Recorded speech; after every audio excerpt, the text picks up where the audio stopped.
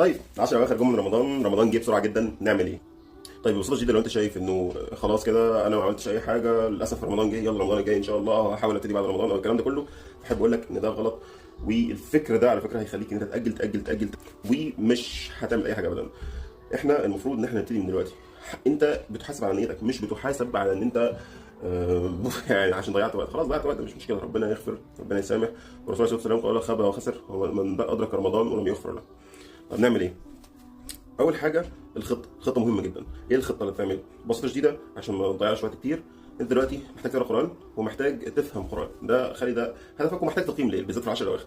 تقرا قران، تفهم قران، تقيم ليل، وطبعا تطلع صدقه، لانه لو ادركت ليله القدر وانت بتطلع صدقه هيبقى كانك بتطلع صدقه 84 سنه.